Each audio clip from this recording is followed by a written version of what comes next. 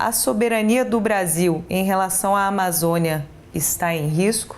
Está em risco pelo viés ideológico dessas ações. Então, você ter o capital estrangeiro participando de qualquer lugar, não é só na Amazônia, em qualquer lugar do Brasil, tudo bem.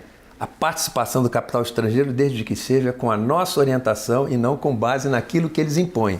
O que a Noruega e a Alemanha impõem? Eles impõem aquilo que é de interesse deles. Então, por trás desse fundo da Amazônia, pode ter certeza que tem exploração de nossa biodiversidade para o proveito deles, para o interesse deles. E o pior, não é isso daí que é o mais grave. O mais grave é o que o Lula falou quando era candidato. Falou que as decisões tomadas no Conselho de Segurança da ONU e em outros órgãos que dão, digamos, a ideia da governança global, que deveriam ser aplicadas no Brasil sem passar pelo Congresso, o que vai contra o artigo 49 da Constituição. Então, o que o Lula disse aí? Meus senhores, entendam, é que eu falei isso durante a campanha, mas o nosso povo não percebe as ameaças à soberania. Significa que Lula está colocando nas mãos de um Conselho de Segurança da ONU, onde prevalece 5 grandes potências, as potências mais ricas do mundo e que têm cobiça na Amazônia, todas elas têm cobiça na Amazônia. Ele está colocando na mão desses que não nos representam, não foram eleitos por nós, ele está jogando no colo deles a nossa soberania. Isso é um crime de lesa pátria e esse homem foi candidato a presidente da República. Esse homem, agora mesmo, ele falou que o Brasil vai precisar dos recursos e do apoio e dividir o desenvolvimento da Amazônia com recursos de apoio externo. Não tem problema, desde que seja de acordo com aquilo que nós determinarmos. Quem vai determinar onde, como, quando e de que forma somos nós.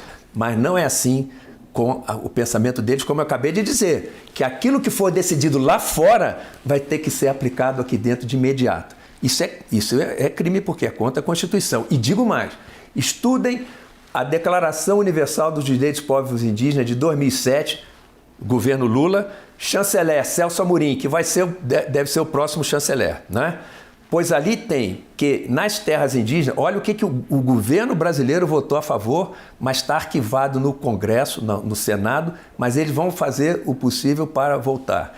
A Declaração Universal, alguns dos artigos dizem o seguinte, que nas terras indígenas, os índios têm direito a autogoverno, autodeterminação e livre decisão sobre sua condição política. Como? Primeiro, o índio nunca foi ameaça. O índio tem a sua terra, qualquer projeto na terra indígena, ele tem que participar da direção e grande parte dos bônus daquele projeto tem que ir para o indígena. Agora, olha o que está nessa declaração.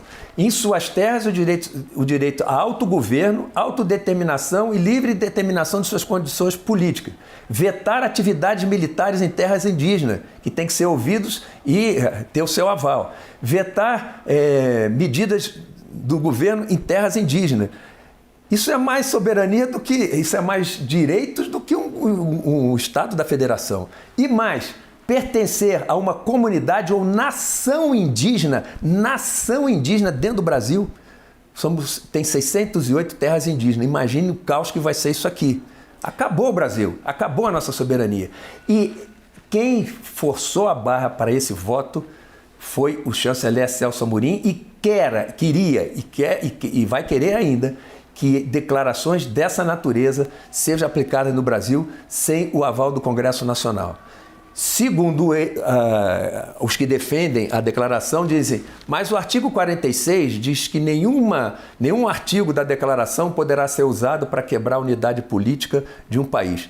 Não precisa quebrar a unidade política, já quebrou a soberania. Só ter aceitado tudo aquilo ali, a gente não ter soberania para explorar o nosso patrimônio, isso já é perda de soberania, mas é isso que eles querem. Eles não querem que nós exploremos o nosso patrimônio como nós queremos, e sim como eles querem, de modo que eles tenham grande parte do bônus desse patrimônio. Só que os que defendem essa declaração omitem o artigo 42, que diz, no artigo 42, é só ler lá, que os órgãos da ONU vão fazer o que for necessário para o cumprimento desses artigos.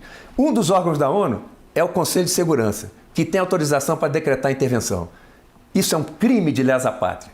Isso é um crime de lesa pátria e é esse o pensamento dessa gente que vai chegar ao governo. Espero que não chegue, espero que legalmente se consiga verificar que houve anomalia na eleição. É a única esperança, senão nós vamos ter um problema muito sério a partir de janeiro.